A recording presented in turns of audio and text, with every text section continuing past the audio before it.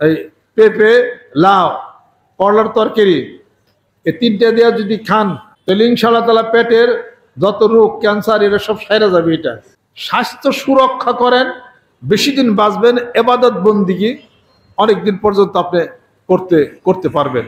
2টা করে খেজুর, 1 কাপ দুধ, 1টা রুটি আপনার সারাদিন শরীরে এনার্জির জন্য এটাই যথেষ্ট। পরে 1টা কলা যদি আপনি খান, 1 চামচ মধু খান, সারাদিন কিচ্ছু আপনার দরকার হবে না। রাত্রিতে ছোলা বাদাম ভিজে রাখবেন, সকালবেলা একটুখানি খাইবেন। এত ভাত খান কেন? অল্প কিছু খান, শরীরে সেল আস্তে আস্তে বড় হবে। 30 কোটি কোটি সেল। গোস্ত, ডিম, ডাল, গোস্ত, ডিম, ডাল, কয়টা হইলো? 3টা জিনিসে মানুষের শরীরের দেহের সেল তাড়াতাড়ি বড় করে। এই 3টা জিনিস যত তাড়াতাড়ি খাইবেন তত তাড়াতাড়ি মরবেন। কোন কোন ব্যক্তি 3টা জিনিস তাড়াতাড়ি খেয়ে তাড়াতাড়ি মরবার চান? আল্লাহু আকবার।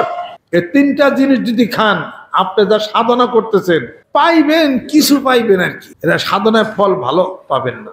খাবেন একটা যে বেশি, সেটা হলো দুধ আর মধু। দুধ আর মধু খাইলে আত্মার শক্তি বাড়ে। ডিম, ডাউল, গোস্ত, মাছ।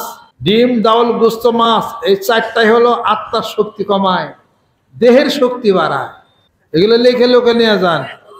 মাছ বন্ধ করুন, ডাল বন্ধ করুন, গোস্ত বন্ধ করবেন, ডিম বন্ধ করবেন, এই 4টা।